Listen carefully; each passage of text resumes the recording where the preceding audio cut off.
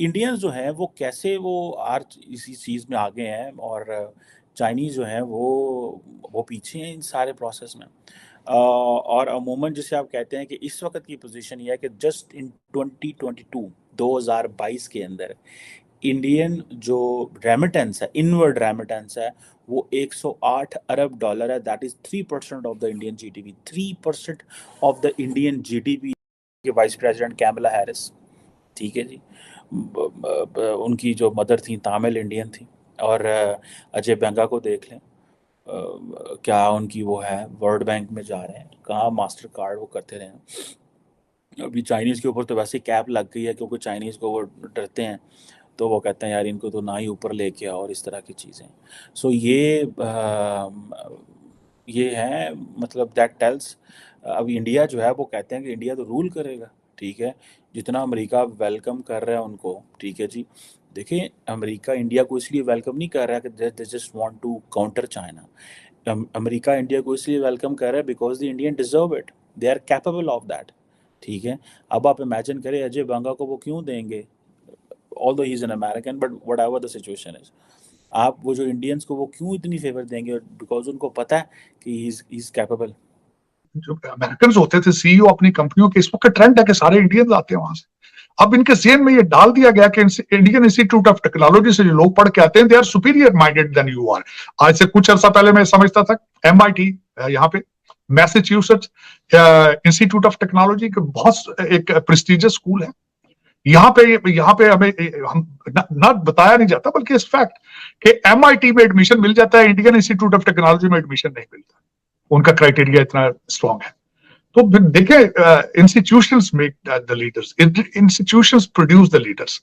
उनकी टक्कर का इंडियन इंस्टीट्यूट ऑफ टेक्नोलॉजी का की टक्कर का एक भी इंस्टीट्यूट इस वक्त पाकिस्तान या उस रीजन के अंदर मौजूद नहीं है, जो कि अफसोस के साथ मैं कहूंगा। और दूसरा माइंडसेट जो है, मैं अक्सर अपना किला शिकवा जो करता रहा हूं कि इंडियन इंस्टीट्यूट ऑफ टेक्नोलॉजी लोग पढ़ के आके पूरी दुनिया पे जो है वो तरक्की कर रहे हैं, वर्सेस हमारे लोग जो हैं 400 500 साल पुराने।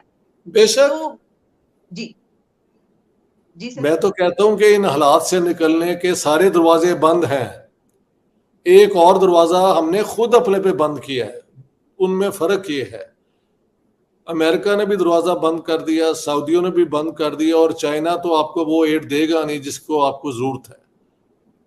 तो एक दरवाजा हमने अपने आप पे बंद किया हुआ है, वो इंडिया वाला है, उसको खोलें। हो सकता है आपकी मदद वहां से हो जाए, लेकिन आपको फर्स्ट स्टेप लेना पड़ेगा कि हम चाहते हैं आपके साथ फ्रेंडली रिलेशंस, ट्रेड हम आपके साथ करना चाहते हैं, तो हो सकता है फिर आगे ये गाड़ी चले। लेकिन अपना दरवाजा आप खुद बंद कर दे। देखें 1996 में हिंदुस्तान ने पाकिस्तान को मोस्ट फेवर्ड नेशन का स्टेटस दे दिया था as members of the World Trade Organization. This was obligatory, यानी उनकी ड्यूटी थी दोनों की। इंडिया ने दे दिया, हमने नहीं दिया कि पहले कश्मीर रिजॉल्व करो। तो ये कश्मीर कश्मीर करके इन्होंने पाकिस्तान के लोगों का सत्यानाश किया है, और कश्मीर के लोगों का कोई फायदा इसमें नहीं हुआ। सूरत हाल है, इसे देखते हुए इंडिया के साथ ताल्लुकात बेहतर करना, डायलॉग्स करना पाकिस्तान की मजबूरी है। आप इसके ऊपर क्या कहना चाहेंगे? देखिए जी, मुज़ाकरात के जो दरवाजे हैं ना, वो कभी बंद नहीं करने चाहिए, चाहे दुश्मन हो, दोस्त हो, किसी के साथ भी। जितने भी हमारे नेबर्स कंट्री हैं, सबके साथ हमारे मुज़ाकरात के दरवाजे खुले रहने चाहिए। और इस टाइम तो बहुत ज़रूरी है कि हम अपने अंदरूनी हालात को मद्देनज़र रखते हुए हम अपनी खारजा पॉलिसी को मजबूत करें। जितनी हमारी खारजा पॉलिसी मजबूत होगी, हम उतने ही स्ट्रॉन्ग होंगे और उतना ही हम अपने अंदरूनी मामलात को जल्दी सॉर्ट आउट कर लेंगे। आप इसके ऊपर क्या कहना चाहेंगे कि इस टाइम जो हमारी कंडीशन है, ना सिर्फ इंडिया, दूसरे अफगानिस्तान की बात कर लें, हम ईरान की बात कर लें, इस्लामिक कंट्रीज हैं वो, तो उनके साथ भी हमारे रिलेशन उस तरीके से बेहतर होते नज़र नहीं आ रहे। इवन चाइना के साथ रिलेशन ख़राब, रिसेंटली उन्होंने अपनी एम्बेसी को वक्ती तौर पर क्लोज़ किया था पाकिस्तान में। क्या कहना चाहेंगे आप? क्राइसिस बढ़ते इसी वजह से हैं जब आपके हमसायों के साथ ताल्लुकात अच्छे ना हों, और जो मुआशी हालात है वो हम इस पस्ती का शिकार भी इसीलिए हुए हैं कि हमने अपने पड़ोसियों के साथ अच्छे ताल्लुकात। मेजर का एक तुम ध्यान रखना, मेजर जो बात कह रहा है, ठीक है ना। मैं तुम्हारा बाबा कौम हूं, ठीक है। जिन्ना छोटा है बाबा कौम है, बड़ा बाबा कौम हूं। मैं तुम्हें आज एक आइडिया देता हूं, और तड़कता भड़कता आइडिया।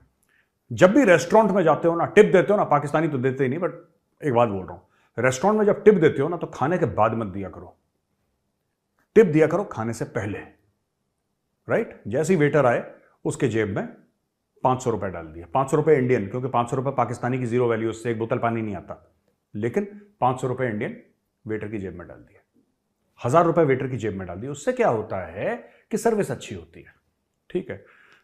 तो इंडिया ने क्या करा, यूएस जाने से पहले $3.5 अरब की डील साइन करी अमेरिका के साथ, और अमेरिका की जेब में टिप रख दी। एक ड्रोन्स खरीदने हैं ना, जनरल एटॉमिक्स के सी गार्डियन ड्रोन्स हैं, फलाने ढिम के ऊपर से आएंगे, 35, 40, 50 हजार फुट से अटैक करेंगे, ये सारे ड्रोन्स खरीद के डील साइन हो गई, कमिटमेंट हो गई। यानी कि अमेरिका जाने से पहले, खाना खाने से पहले टिप दे दिया वेटर को, वेटर खुश। और पीएम मोदी जो है, देख लें वो कहाँ से, there was a time he was not, he couldn't get the visa, and there is a time he is going for a state dinner. So ये बताता है कि what's going on in the country, ठीक है जी। और ये आप imagine कर लें कि इंडियंस किस तरह, इंडियन डियास्पोरा जो है वो अमेरिका की पॉलिटिक्स में किस तरह है, ठीक है जी। और ये आप इमेजिन कर लें कि जब मैं ये भी देख रहा था कि जब इंडिया में 2014 के जनरल इलेक्शंस हुए, तो बहुत सारे जो इंडियंस थे फ्रॉम ब्रिटेन एंड अमेरिका, वो इंडिया गए कैंपेन करने के लिए। और यही चीज़ जो है वो हम देखते हैं कि हमें नज़र आती है पाकिस्तान के अंदर भी। यही चीज़ जब इमरान खान साहब जो थे वो हुकूमत में आने लगे, तो बहुत सारे लोग पाकिस्तान में। हेलो दोस्तों, स्वागत है आपका इंडिया पाकिस्तान न्यूज़ चैनल में। तो दोस्तों, जैसे कि आपने वीडियो में देखा, आइए जानते हैं वीडियो के बारे में। प्रवासी भारतीय विदेश में रहते हुए भी देश की अर्थव्यवस्था पर अपना असर छोड़ रहे हैं। वित्त मंत्री निर्मला सीतारमण ने बताया कि वर्ष 2023 के दौरान भारतवंशियों द्वारा देश में भेजी गई रकम इसके पिछले साल के मुकाबले 12% बढ़कर करीब 100 अमेरिकी अरब डॉलर पहुंच गई है। देश के विकास में प्रवासी भारतीयों के योगदान को रेखांकित करते हुए ये आंकड़े पेश किए गए हैं। वर्ल्ड बैंक की माइग्रेशन एवं डेवलपमेंट ब्रीफ 2023 की रिपोर्ट कहती है कि विदेश में कमाई करके उसे अपने देश में भेजने वाले में प्रवासी भारतीय दुनिया में सबसे आगे हैं। 2022 में निम्न और मध्यम आय वाले देशों में भारत आने वाले राशि रिकॉर्ड बढ़ोतरी हुई है। भारत में विदेशी निवेश बढ़ रहा है, इसका सीधा असर अर्थव्यवस्था पर पड़ रहा है।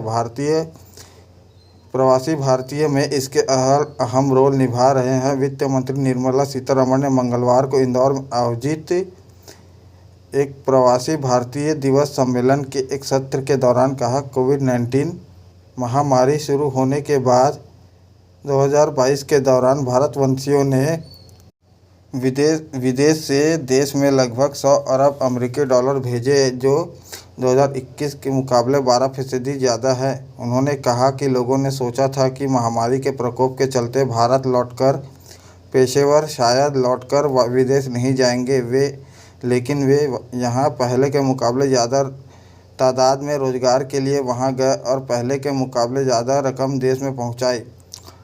वित्त मंत्री निर्मला सीतारमण ने प्रवासी भारतीयों को भारत का वास्तविक राजदूत बताया है और उनसे अपील की है कि जहां तक हो सके वे भारत में बने उत्पादों एवं सेवाओं का इस्तेमाल करें ताकि देश के अलग अलग ब्रांड का दुनिया भर में प्रचार हो सके।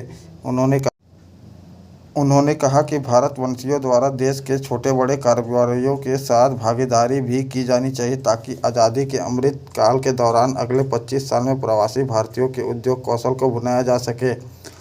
वित्त मंत्री ने यह भी कहा कि चीन +1 नीति के बाद दुनिया में यूरोपियन संघ +1 नीति की बात भी कर रही है। वहीं वित्त मंत्री ने कहा कि सरकार बहुराष्ट्रीय कंपनियों के सामने भारत को ऐसे देश के रूप में पूरी मजबूती के साथ ला रही है जहां वे चीन और यूएई के अलावा अपने कारखानों को लगा सके।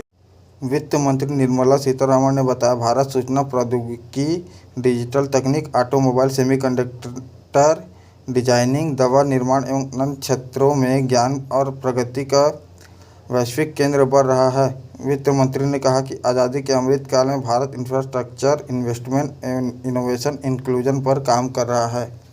तो दोस्तों, अगर आपको ऐसी वीडियो देखना पसंद है तो हमारे चैनल को सब्सक्राइब करें तथा वीडियो को लाइक करना ना भूलें। धन्यवाद। जय हिंद, जय भारत।